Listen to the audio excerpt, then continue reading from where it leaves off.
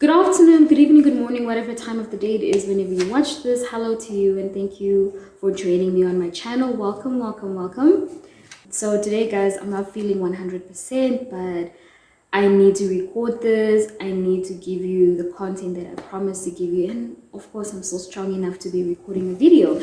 So today we're going to be talking about the transition from courtship to marriage and a little bit of the experiences of marriage. Before I get into it, I don't know why I feel this way today, but like it was laid on my heart that I just talk about the kind of love that women deserve and the kind of man that you need to marry as a woman before I get into the transition from courtship to marriage. And so this came on to me because yesterday we were reading with my husband Ephesians 5:25, which says, "Husbands, love your wives just as Christ loved the church and gave himself up for her." So what this means is that the kind of love that a man needs to give to a wife is not just mediocre, simple kind of love. Girl, you deserve more. A man is supposed to love you to the extent of giving himself up for you.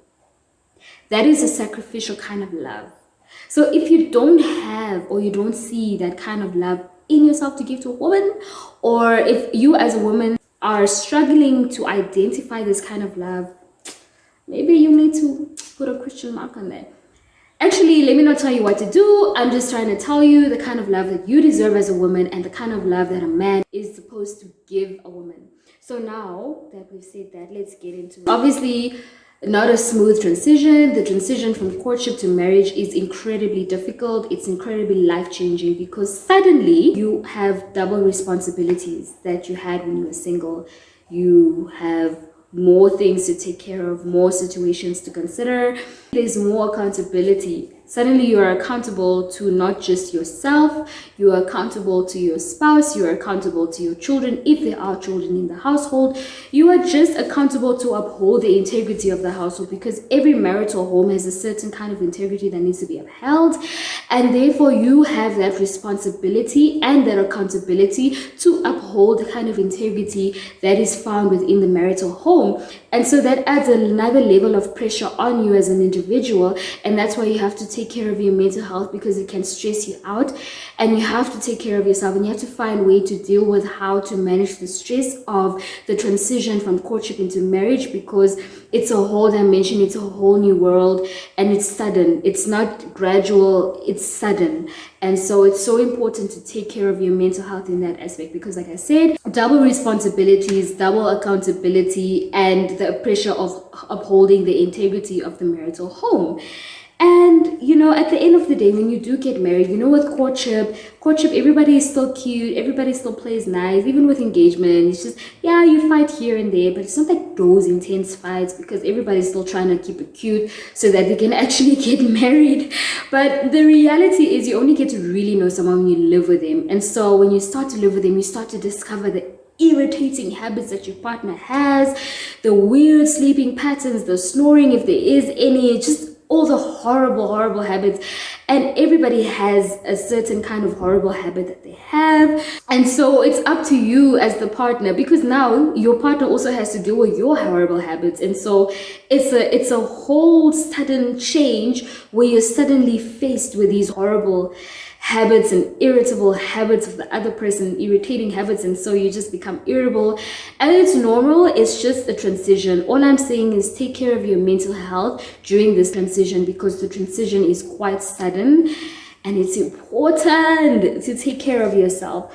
So you're faced with the bad habits. I mean, it's a whole person that you have to now share a whole life with.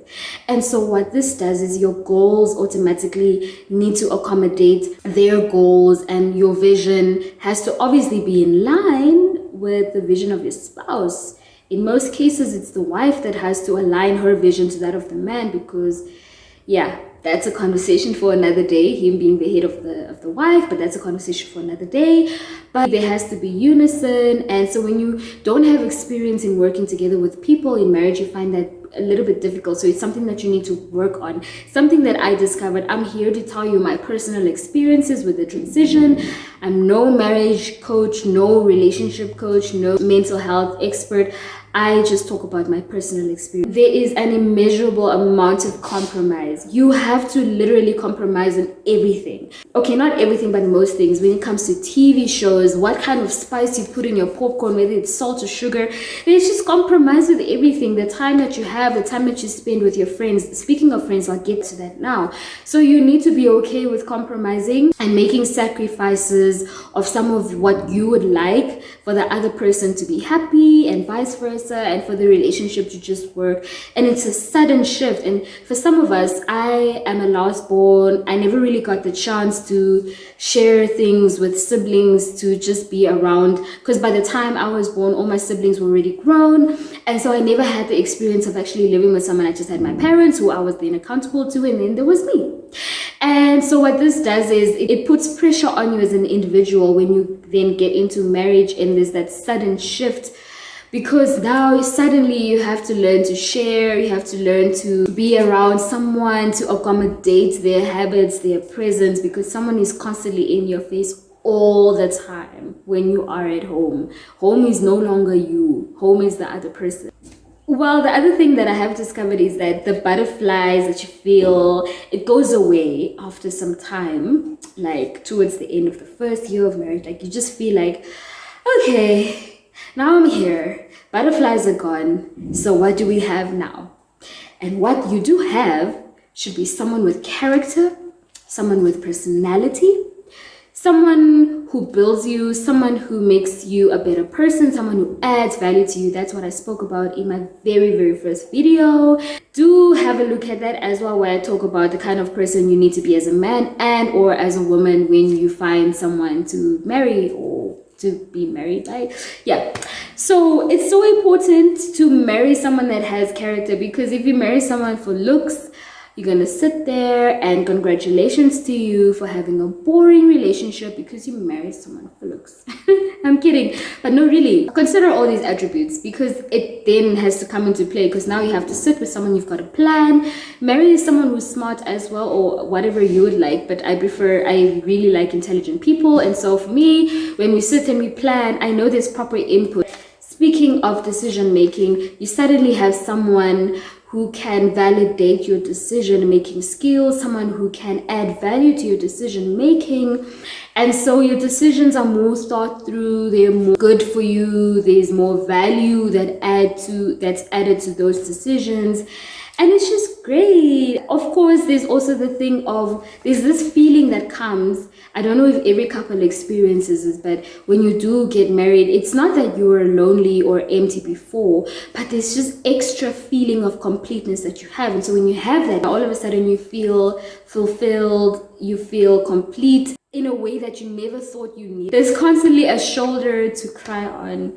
There's constantly someone that's there for you. There's constantly someone that supports your goals. There's constantly someone who is your number one supporter, someone who vowed to be there for you through it all. Now you've got someone that when life gets hard, because it will at some point, everyone has challenges, it will get hard. You have someone to go through this hard place with, in this hard phase with, and it's so beautiful. Not that it takes away the problem, but it makes it more bearable to go through life and the challenges that it has with someone by your side, with someone that has your back and your best interests at heart. It's such a beautiful feeling, and I wish that everyone can get to experience that. A very important thing, going back to the more challenging part of the transition, is that the fights are so intense. And so when you do get into marriage, you know, when you love someone and they love you, you are emotionally attached. And when you're emotionally attached, arguments can get really ugly and really bad. It's not a bad thing for you to fight. It's just how you come back from the fight. The love has to continue growing. But what I do want to say is, like, the fights can get really bad, and you need to prepare yourself for that, because there's that harsh realization of really finding the bad and the ugly side of this person, and they're finding your bad and your ugly side. And so when you do fight, you know, you get to see all these things, and everyone can be nasty. And so it's important to know then how to deal with that. It's a crazy realization. You're not always going to be able to maintain your friendships like you did when you were single. If you have a best friend now and you're thinking of getting married, it's important for them to also understand the transition into marriage, and that now you're going to have another best friend, and that there's certain things that you have to keep within your household that you can't be telling your best friend anymore, your other friends anymore. And also the time that you get to spend with them, it's not going to be as easy as you could in the past, because now you've got priorities, and now you've got, again, like I said, responsibilities. Now you're accountable. And so it's also going to just put a bit of a strain on your friendship. You think when you first get married on the wedding day, you're like, oh my gosh, I'm so in love, I'm gonna have a fairy tale my whole life. No, it comes with a lot of challenges, and you're gonna have to find a way to figure that out. That's why it's so important to marry someone with character, because then you can sort out your issues and you can move on blissfully and gracefully, like you should.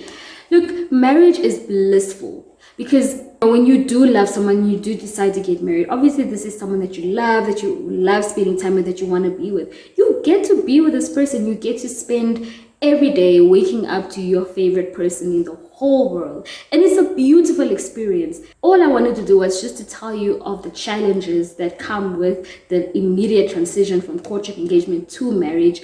It's intense, and a lot of people don't know this, and they think it's just going to be blissful. Comes with a lot. I mean, you grow and you learn, and that's what's important. So if you do want more of this content, please do check out my website. It is right in the description box below. The link is right there. Click on it if you want to talk to me, if you want to have a conversation. Just click on it, message us, email us, do what you need to do, and we'll be right there. If you have any questions, we are here to answer those questions for you. Just click on the link in the description box. That will lead you to our website, where we discuss all of this, where there are more articles about relationships and mental health. And we're here for you. I'm here. Most of the times when I sit and I talk to you, it's not even that it comes from me. Sometimes it's like my husband dropping mad wisdom on this. I mean, we ask God for wisdom, but he has given him so much wisdom. So I'll just be here talking to you about the things that I experience, but I hope to have him on the show or on the channel one of the days, so that he can also just give you his side of the story and his take on everything. So if you have enjoyed this and you have liked this video, please give it a thumbs up. Please do subscribe. If you haven't subscribed, thank you to all those that have subscribed. I love the love. I'm so grateful. Thank you so much. And please don't forget to comment, like, share, do whatever it is that you need to do to show me some loving. And I'll be back here with some fresh new content very soon. Thank you. Bye.